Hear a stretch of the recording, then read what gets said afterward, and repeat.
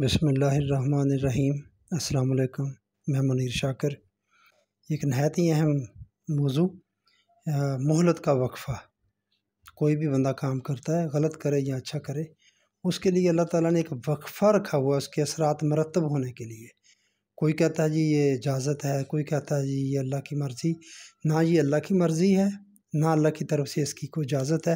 اس کا ایک قانون ہے، اس نے مرتب کیا ہوا، شروع سے عالم امر سے اس کا فیصلہ ہے، تو اس کے لیے اس نے مقرر کیا ہوا ہے۔ تو اس قانون کی جو ہے وہ اس کی بات کرنی ہے۔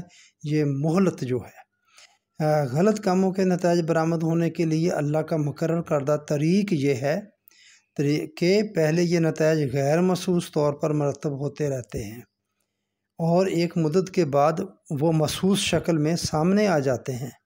اسے مہلت کا وقفہ یا قانون تدریج و امہال کہا جاتا ہے۔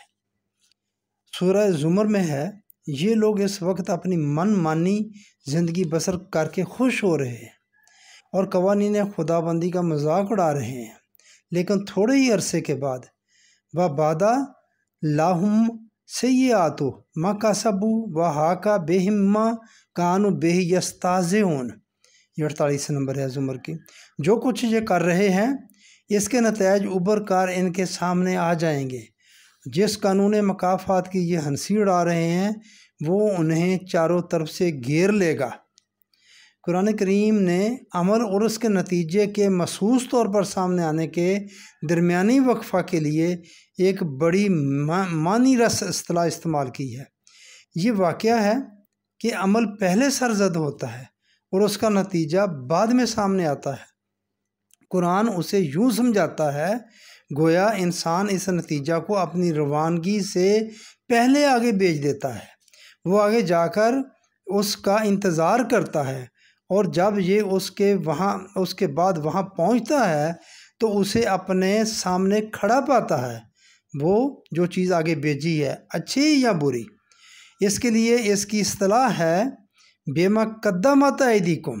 یہ آل عمران کی 82 نمبر آیت ہے۔ جو کچھ ان کے ہاتھ ان کے لیے پہلے سے آگے بھیج دیتے ہیں۔ تو بس اتنی سی بات ہے کہ کام کے درمیان اس کے نتائج کے درمیان مہلت ہوتی ہے۔ فوری طور پر نہیں، کوئی شراب پیے گا اسی وقت اس کا ہاتھ ٹیڑھا نہیں ہو جائے گا، اس کے نتائج نکلو زنا کرے گا اس کے نتائج اس کو مہلت کا وقفہ ہے، یہ مہلت ہے، اس کو یہ اللہ کے قانون میں شامل ہے کہ فوری طور پر وہ گرفت نہیں کرتا، مہلت دیتا ہے۔